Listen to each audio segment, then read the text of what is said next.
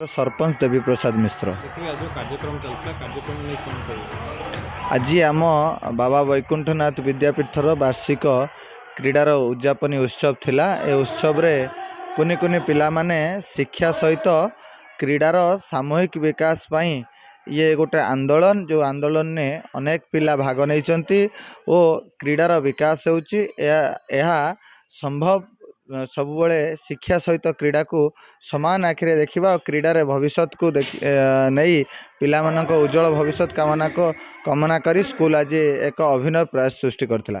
देखिए जेहेतु आप सरपंच अच्छा आगामी दिन स्कूल कौन सब कार्यक्रम देखु मो स्कूल जड़े छात्र हिसाब से यह कहि ए स्कूल जहाँ विकास पाई आम तरफ जहाँ संभव सरकारी स्तर जेकोसी अनुदान आसुच्ची पूर्व सरकार माध्यम रे यह 5T रे रूपांतरीकरण होईची। आगामी दिन में सरकार राज्य सरकार जहाँ अभिनव प्रयास हम केंद्र सरकार द्वारा जहाँ अर्थ आसब स्कूल भित्तिभूमि केमिति विकास हो पार और स्कूल किपरि शिक्षार विकास हो पार क्रीडार विकास हो पार मु सब समय प्रयास जारी रखी।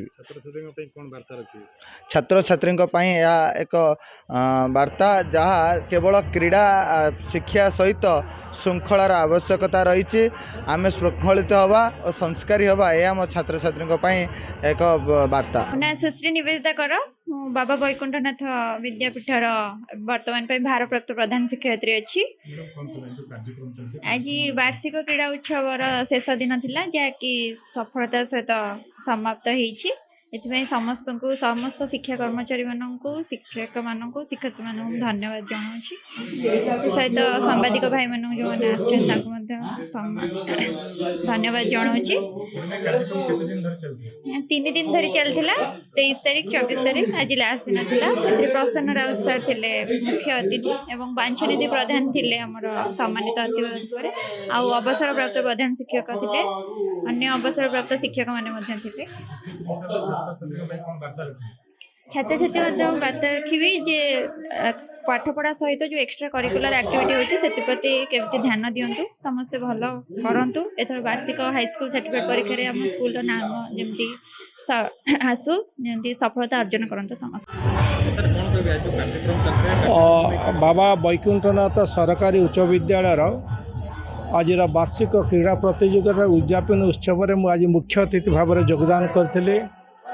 अनुष्ठान परिवेश अत्यंत सुंदर एवं मंत्रमुग्ध परि लगुच। ये ग्रामवासी मान सहयोग शिक्षक शिक्षयित्री एवं छात्र छात्री मान सहयोग आज क्रीड़ा उत्सवटी अति सरस सुंदर भाव में पिलामानक एतिकी उपदेश दिगला जे आगामी दिन में एक सुंदर भविष्य गठन करने क्रीड़ा माध्यम निजर कर्ममय जीवन जदि आपण मैंने नियंती ग्रहण करती तारे निश्चित भाव में भविष्य एक सुंदर क्रीड़ाविद भाव में निज गाँव निज माटीर देशर सुनाम अर्जन करने सक्षम हे।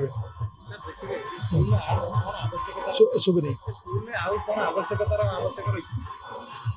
स्कूल परिवेश मु लक्ष्य कली अब स्कूल परिवेश आउ टे सुंदर गार्डन होते किचन गार्डन होते भल होता एवं आउ स्कूल परिवेश दृष्टिकोण अनुभव करुच्ची जे ये माटीर जे शिक्षा प्रदान करने ये अंचल एक अनुष्ठान गढ़ी उठी किंतु अभाव देखा या मुझे देखुची एक सुंदर बगीचार आवश्यकता अच्छी एवं पिला मानक पई खेल पड़िया मुझे अनुभव करी बोते खेल पड़िया पाखरे ना बोते दूर अच्छी जदि सरकार तरफ कौन सरकारी जमी थाए तो खेल पड़ियाटी देले पिला माने निजर क्रीड़ा नैपुण्य प्रदर्शन कर सुजोग पारते।